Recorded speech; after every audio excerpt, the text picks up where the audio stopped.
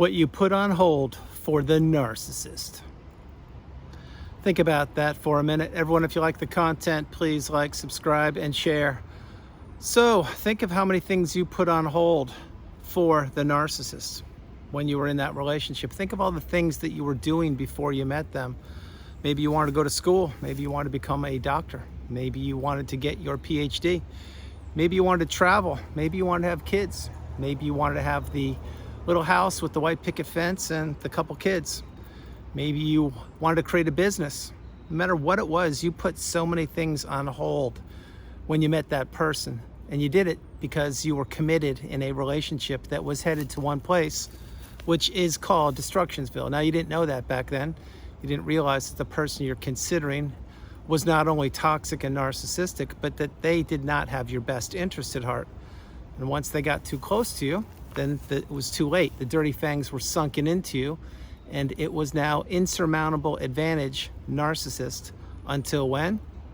That's right, until it wasn't. That's when you figured out what narcissism was. That's when you got your first light bulb moment. It's when you found the needle in the haystack.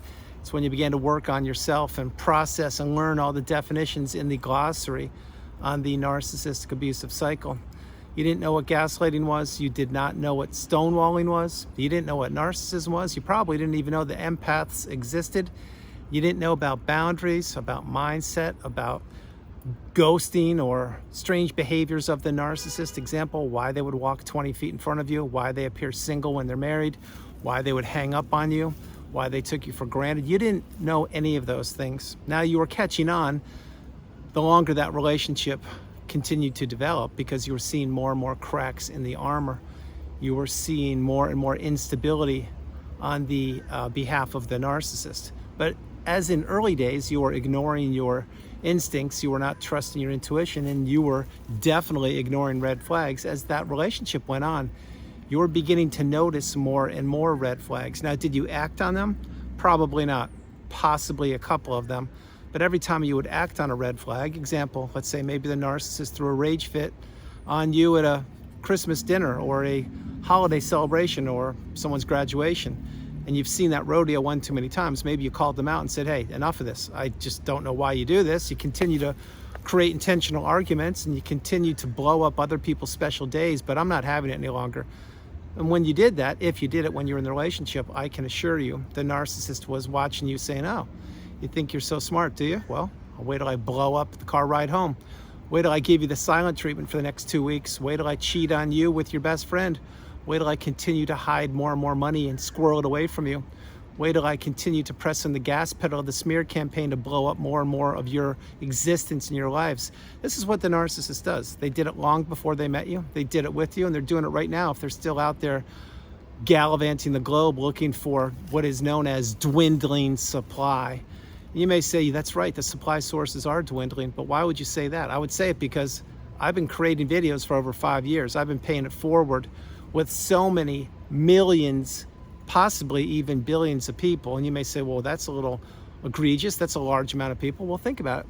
If I've helped one person out, say 5 years ago, and say they healed, and then other people watch them and pick their brains, and then they healed, and then they pick their brains. See, there's your cascading ripple effect that I keep on talking about. And I'll be talking about that for quite a long period of time. Meaning we are getting stronger. We, the collective, the people who were trapped in the narcissistic abusive cycle, are having more and more of a voice. The narcissist voice is all but non-existent. Now you may say, well, not so fast, Andrew. There's a lot of toxicity going on in the world. If you look at the news and what's going on and everything, which I personally, I'm talking about me, I don't. I can't control what other people do, but what I can share is this, is there is a big change amidst us right now, and you are part of it. You need to ride that wave of authenticity and ride the wave of accountability and ride that wave as far away from the narcissist as fast as you possibly can, because where the narcissist is headed, meaning for the rest of their life and afterwards, it's not where you're going. Where you're going is to the mountaintop, the pinnacle of indifference, where you can now understand that the narcissist took their best shots at you, but they failed, and they failed miserably. And now all the things that you put on hold before you entered the relationship with them, you can now pick up a lot of those things if you want to. Think about it. How many times during videos over the 5 years have I shared with you this exact phrase? The mountaintop of indifference, when you get there, this is when you can take a class, teach a class, read a book, write a book, travel the world, fall in love again, sleep until 11 in the morning, stay up till 4 a.m. The reason I say that is because more and more of you are arriving at that mountaintop, that pinnacle of indifference. And not only does it exist, but when you get there, you help other people get there. Like I shared the other day in videos, it was a ripple effect that started off with one person. That person was me. Having said that, now more and more people are understanding that they shouldn't be tolerating poor behaviors. They should be throwing out many of the adages that they were taught when they were younger. They should be taking a closer look at the people who they're surrounding themselves with. And they should always, and I mean always, trust their instincts and their intuition. And they should embrace green flags and pay attention to red flags. But again, way back then, we didn't know what we know now. Each and every day as I create videos, I'm becoming more and more in tune and more awakened and empowered. And that's what you're doing. What's the narcissist doing? Nothing.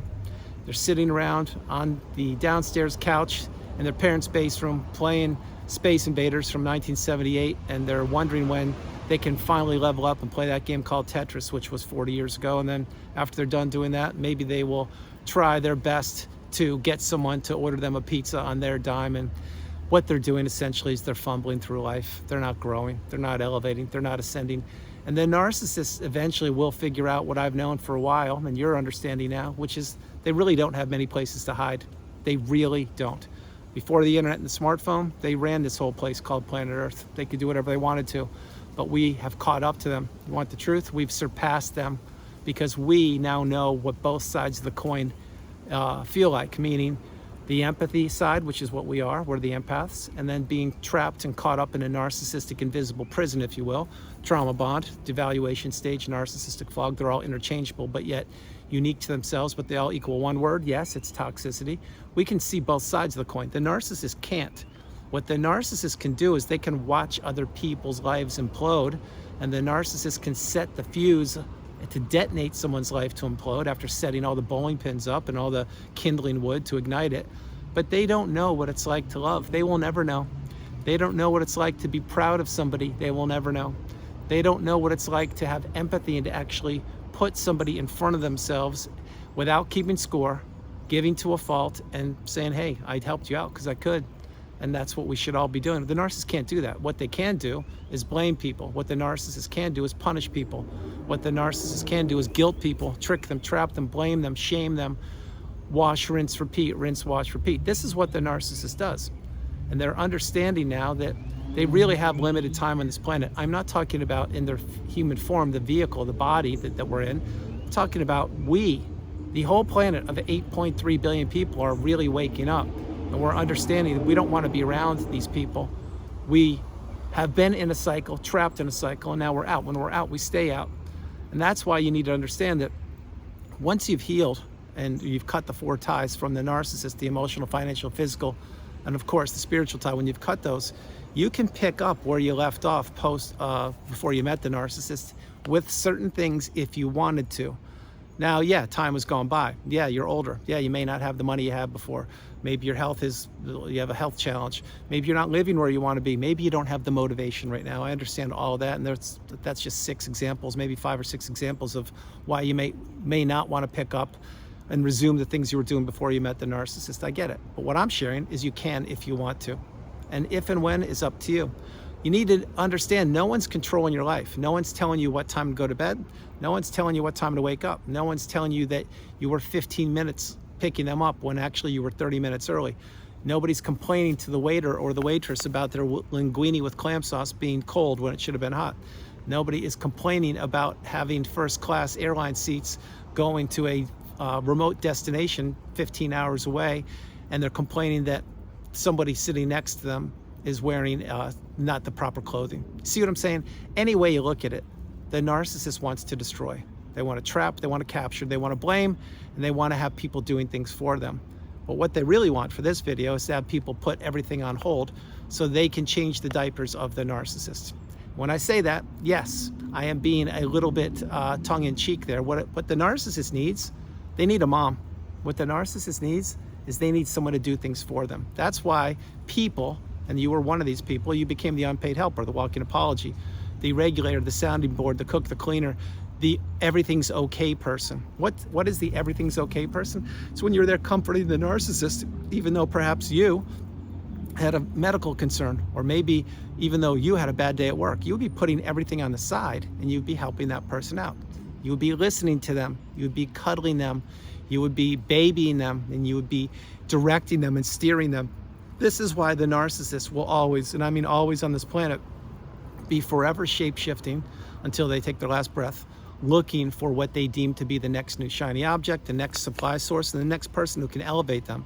And the narcissist has no problem whatsoever with blaming past sources of supply, or rewriting the past, or gaslighting people, or claiming that A, B, and C never happened when it did. The narcissist doesn't have a conscience.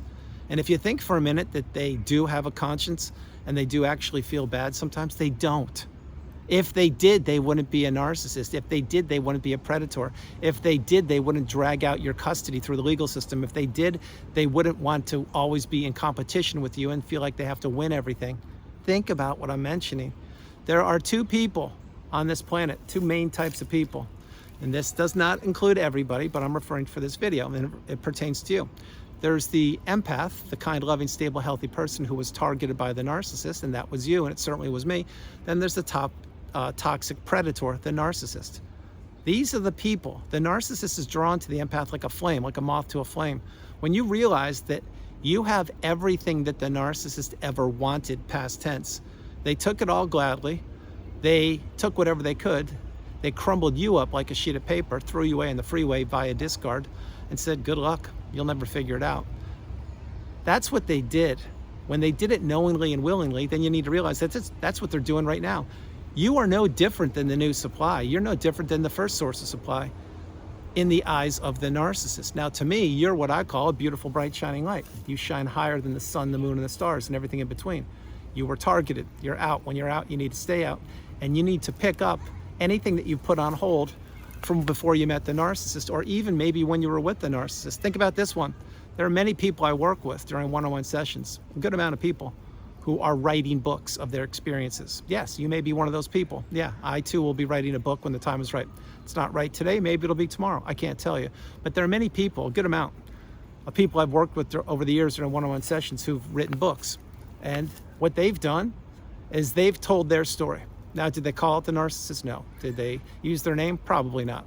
Did they share their experiences to pay it forward to help other people out who perhaps are trapped or perhaps will be trapped in the future so they could learn from their wisdom? Yeah, that's what they did. That's what you're supposed to do.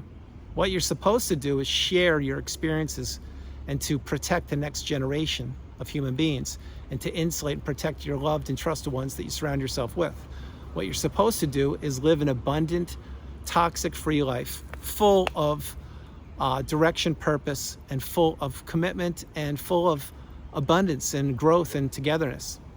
This is not what the narcissist wants. What the narcissist wants, they literally want people to put their whole lives on hold so they can start working for them. I'm talking about the narcissist wants other people to not live their lives, and the narcissist wants those people to do things for the narcissist. And the narcissist doesn't care about their 9-to-5 jobs. They don't care about who they're with, what they're doing, or anything. What they care about is that the money's coming in, the bills are being paid, that the arm candy's there, and that the narcissist has something or someone to take from. That's the most important part of the video that I just mentioned to you right now. The narcissist needs to have access to somebody that they can take from. That person can no longer be you. That's why you have to close the chapter of the book on the narcissist. And if you want to, you can resume all the things that you put on hold before you met them, or even when you were with them. Think about it. Were you a gardener? Did you want to write that book? Did you want to go kayaking? Did you want to learn how to ski? Did you want to go surfing? Did you want to travel? What did you want to do? Whatever it was, I can assure you, you put a lot of those things on hold. Well, maybe now is the time to pick them up and to recalibrate and to readdress what you want to do for maybe the rest of this year, or maybe next year, or whatever you're going to do. But you need to understand that where you are is not where you're going, and where you're going is not where the narcissist is going. They took their best shots at you and they failed. Yes, they failed, and they failed miserably, and they know it. They also know they're running out of places to hide. On top of that, they also know what they did to you. And don't think for 1 minute the narcissist can change, because they can't, they won't, they never have, and they never will. So everyone, that's the video. I hope you liked it. I loved doing it from the beautiful Carolinas. This is Andrew. Namaste. Have a great afternoon. I love you all, and I'll talk with you tomorrow. Remember a few things. One, you put things on hold, a lot of things on hold to appease the narcissist. Number two, if you're out of the relationship, you need to stay out. Number three, you have to maintain your boundaries. And number four, above all, when you've healed, just like I have, you'll understand you can do so many things that you couldn't do way before you met the narcissist, certainly when you're with them, but post-relationship after you've healed, sky's the limit. That's why I am standing literally at the mountaintop, the pinnacle of indifference, with so many people I've helped get there. And those of us who are here, we're reaching our arms down in our hands, getting ready to pick you up, because you should be with us. You will be, as long as you continue to see the light at the end of the tunnel, drown out toxicity, maintain your boundaries, and realize that that person never cared about you. But not just you. They don't care about anyone. I love you all. I'll talk to you tomorrow. Bye, everybody. Bye.